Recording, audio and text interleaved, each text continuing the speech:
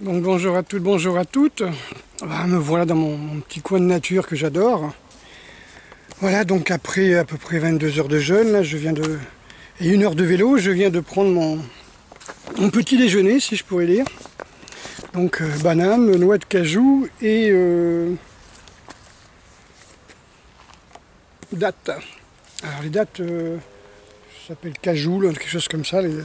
J'en prends pas plus de 3 parce que franchement, bon, j'en ai pris 2 là parce qu'au bout de 3, j'ai une montée glycémique.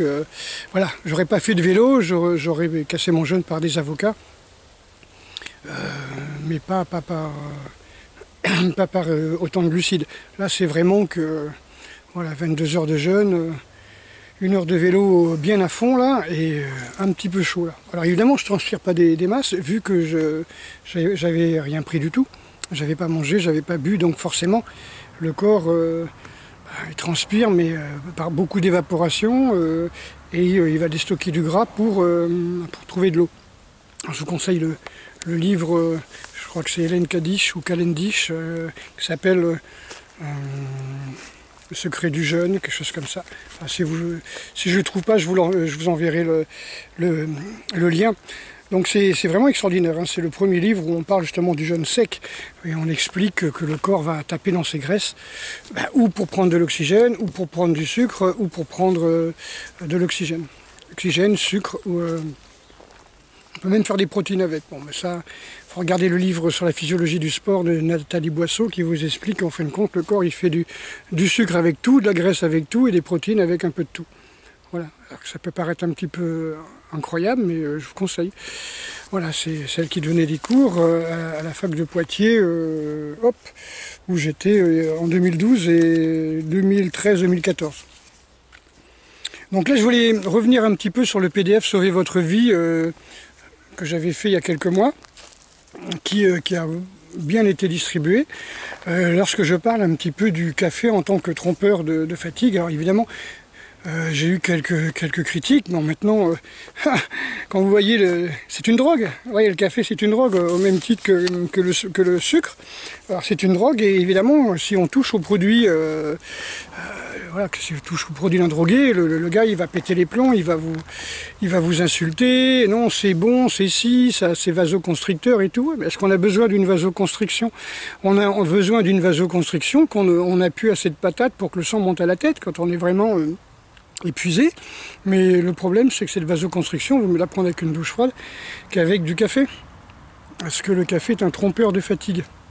Donc le café est un générateur de catécholamine, c'est-à-dire d'hormones de stress, de cortisol. On sait très bien que le cortisol, ça vous épuise complètement, et d'adrénaline. Donc vous imaginez, vous êtes fatigué, et au lieu de vous reposer, hop, un petit peu d'hormones de stress, voilà, à savoir que le cortisol, il va bouffer votre calcium, il va bouffer votre magnésium, vous allez dormir encore moins, et puis si vous ne dormez pas, c'est foutu, quoi, hein. Je veux dire, le sommeil est ce qu'il y a de plus important, hein. Le sommeil, le repos, c'est ce qu'il y a de plus important, ne serait-ce que pour digérer. Il faut savoir que quand vous mangez, quand vous digérez, quand vous mangez, vous prenez 50% de votre énergie. Donc après, le peu d'énergie qui vous reste, ça va servir à penser, à bouger, à réparer le muscle, etc. Mais voilà, quand vous jeûnez et que vous dormez, comme n'importe quel animal dans la nature, il se met au frais dans une grotte, dans l'obscurité de préférence pour sécréter des endorphines, et faire baisser sa température du corps pour avoir plus d'hormones aussi de réparation, hein. Acétylcholine et compagnie. Et là, à partir de là, le corps va bien se réparer si 100% de son énergie passe à ça. Donc il ne bouge pas, il dort, donc il ne va pas chercher comment on peut dire, à mâchouiller tous les problèmes qu'il a, comme ça. Vous voyez, donc, quand vous avez des problèmes et puis que vous ressassez ça, vous bouffez énormément d'énergie, quoi. Vous le savez, ça vous épuise. Voilà, donc quand c'est comme ça sert à rien de prendre un café pour avoir plus de patates. Que ce soit une fatigue nerveuse, mentale, émotionnelle, hein, parce que je parle de la charge interne, hein, je vous ai parlé de la charge interne, et que ce soit de la charge physique, c'est-à-dire vous travaillez, vous dormez pas, vous faites la fête, vous prenez la cigarette, tout ce qui est in, hein, caféine, théine, nicotine, etc. Guronzan, comment ça s'appelle aussi, voilà, les boissons que prennent les gars qui font du crossfit là, ou du MMA, là, qui sont crevés et puis ils se dopent, quoi. Je veux dire, déjà ils se dopent avant d'aller faire les cours ou les compètes. Bon, s'ils commencent à se doper déjà dès le départ à l'entraînement, vous imaginez en compète ce qu'ils peuvent prendre, hein. Voilà, donc en fin de compte, le problème du café, c'est que vous êtes fatigué et vous continuez à prendre ça. C'est un petit peu comme quand vous prenez un sprint, vous courez comme un malade, si vous n'avez pas trop l'habitude, vous essoufflez comme un fou, ça s'appelle une dette d'oxygène. Ben, le café, il va vous créer une dette d'énergie nerveuse. C'est-à-dire vous pompez le peu d'énergie que vous avez en prenant des excitants, alors que vous devriez vous reposer. Vous imaginez, votre voiture a pratiquement pas d'essence, hein. Enfin c'est plutôt sur la batterie, mais ça fait rien, on va dire, a pas beaucoup d'essence, et tout d'un coup vous balancez de l'éther dans le réservoir, quoi. Là vous allez tout cramer, quoi. Donc voilà, faut raison savoir garder. Alors le café sature en fin de compte les récepteurs d'adénosine. Les facteurs les adénosines sont des marqueurs de fatigue. Donc quand vous êtes très fatigué, vous avez beaucoup d'adénosine dans le sang, dans l'organisme, et vous avez des récepteurs qui captent ça. Puis hop, quand ils captent les récepteurs, ils vous mettent en veille, un petit peu comme si vous avez une surtension d'énergie. Vous êtes prêt à faire péter les plombs, au sens propre du terme dans la mécanique, hein, électrique. Et à partir de là, la tension va baisser jusqu'à temps que l'appareil se mette en veille et fasse le plein d'énergie. Là c'est pareil, si on peut le faire pour des machines, on peut le faire pour nous. Quand on se sent complètement fatigué, donc vous avez beaucoup de marqueurs d'adénosine, vous prenez le café, hop, ça masque les récepteurs. C'est-à-dire que ça prend la place de l'adénosine dans les récepteurs. C'est un petit peu comme toutes les drogues, hein, qui prennent la place récepteurs d'amphétamines, etc. par exemple, pour les opioïdes-like, hein, que sont les médicaments par exemple. Et les drogues officielles, quoi. Le café est une drogue non officielle, comme le sucre. Alors, généralement, on prend du café sucré, on décalcifie 2 fois plus vite, on est 10 fois plus addicté. Et puis voilà, au lieu de se reposer, on prend un excitant et on bouffe le peu d'énergie qui nous reste, on va bouffer le peu d'acide gras qui nous reste, etc., qui devait servir à protéger nos neurones. Ça va servir à être transformé en énergie, alors que ce n'était pas son but, hein. Voilà. Donc on est fatigué, on a besoin de repos, mais on ne le sent pas. Voilà. Le café va stimuler, va exciter l'énergie, mais le niveau d'énergie s'équilibre toujours à un niveau en dessous du niveau normal souhaité. C'est-à-dire qu'en fin de compte, quand vous avez cette histoire de boost, par exemple vous êtes je sais pas moi, si on prend que le maximum d'énergie, une fois que vous avez bien dormi, si vous avez bien dormi au frais, sans réveil à côté, sans téléphone portable à côté, sans trop d'électricité à côté, vous avez bien dormi, le maximum c'est 10, vous êtes à 9, vous réveillez, ça va, vous avez la patate. Ça c'est votre quotient d'énergie quand on a quand on a bien dormi, hein. Généralement c'est 8 heures, 8-9 heures, sauf si vous faites des crossfit juste avant de vous coucher, ou du MMA, ou du Krav, ou des choses comme ça, et vous êtes complètement excité, vous êtes dans l'adrénaline, là, vous n'allez pas récupérer. Donc vous êtes, par exemple, vous êtes fatigué, vous êtes à 4, vous avez la tête un peu dans le cul, vous n'avez pas assez dormi, vous avez fait une nuit blanche, il faut plusieurs jours pour récupérer d'une nuit blanche. Plus vous êtes âgé, plus il y aura des difficultés à vous adapter à ces carences, donc plus il vous faudra de temps pour récupérer. Et puis vous êtes à 4, vous avez la tête dans le cul, la logique, la physiologie que vous avez, que vous restiez au lit, vous reposiez, que vous téléphoniez à votre patron en lui disant « écoute, t'es gentil, mais moi, j'ai pas envie de foutre ma santé en l'air pour 1000 €, quoi. » Et donc, en fin de compte, vous prenez un café, puis vous y allez, quoi. Au lieu de téléphoner, au lieu de vous reposer, au lieu d'y aller doucement, quoi. Vous faire remplacer, quoi que ce soit. Vous êtes dans le « il faut »,« je dois », voilà, un petit peu dans les obligations sociétales. Donc vous prenez des cafés, vous prenez un café généralement sucré, on s'en fout là, à ce point-là, c'est déjà un suicide, avec ou sans sucre. Et puis, qu'est-ce qui va se passer? Vous allez être en dette d'énergie, voilà. C'est-à-dire que vous allez taper dans les réserves, hein, et puis ce qui se passe, c'est que au lieu de vous retrouver à 8 ou 9 avec cette pseudo-récupération d'énergie, vous êtes retrouvé à 7.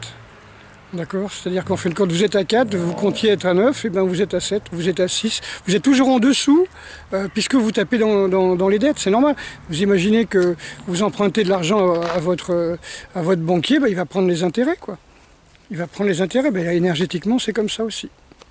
Voilà, donc juste un petit aparté là sur le café, parce que franchement, c'est une drogue. Alors vous pouvez en prendre, hein. Vous voyez, moi, quand j'ai fait la Gladiateur, j'avais 7 heures de décalage horaire, on avait la Gladiateur la nuit, ça devait se terminer vers 2 heures du matin.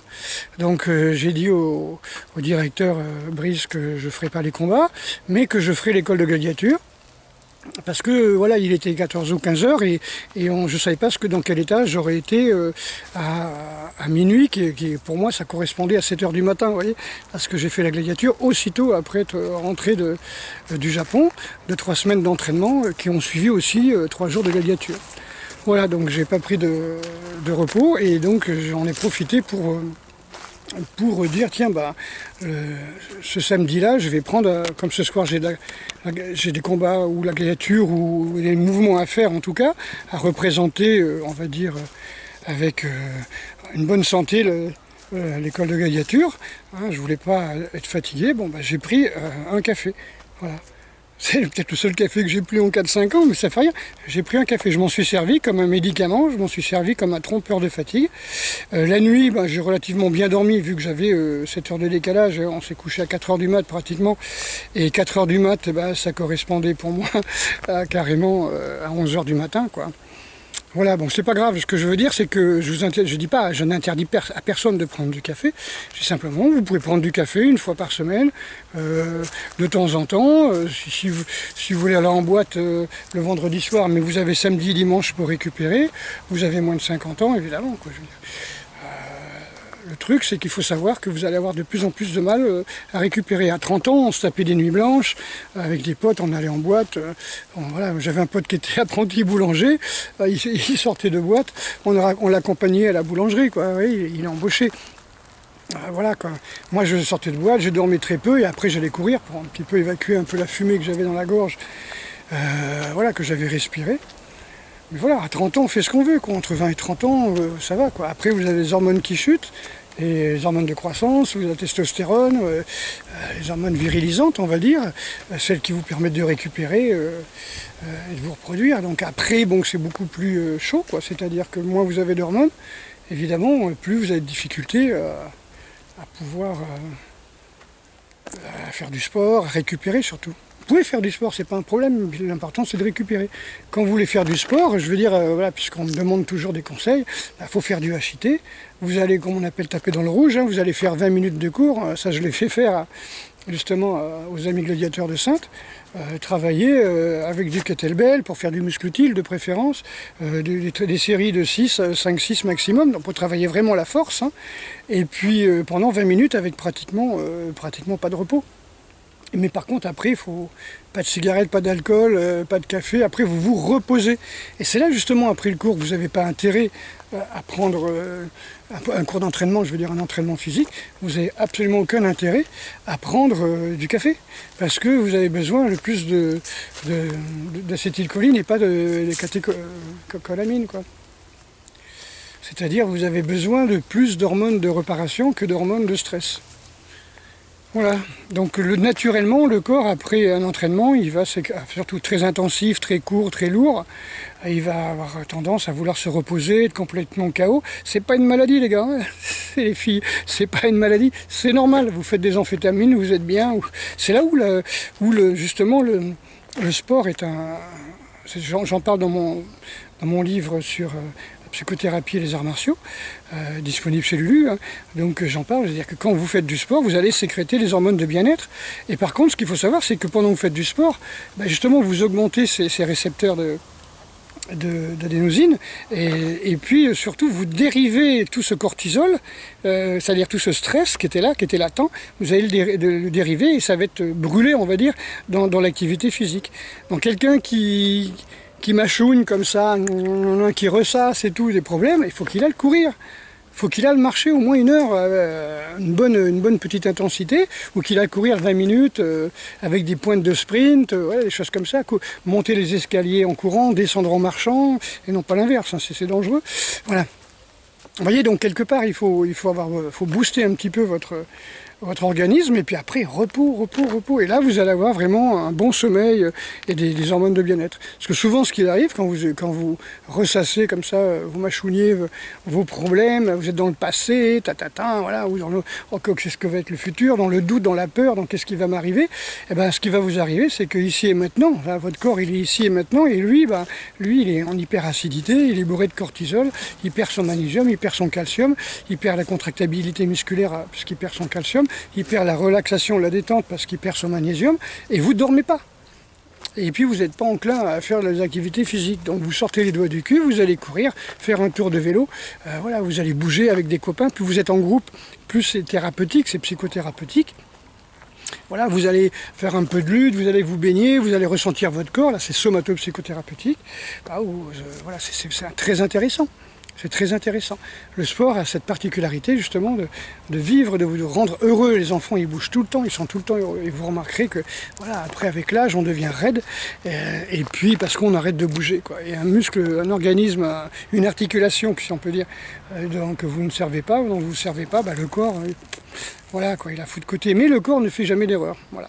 Si vous avez mal, c'est que vous êtes en train de réparer quelque chose. Ne jamais s'arrêter, toujours bouger, toujours avoir au moins 1 heure d'activité dans la journée, voilà quoi. Vous pouvez très bien avoir une activité intense le lundi, une marche le mardi, une activité intense le mercredi, un peu de vélo le jeudi, une activité intense le vendredi, un peu de natation, vous voyez, le samedi, quoi, vous faites 1 jour sur 2.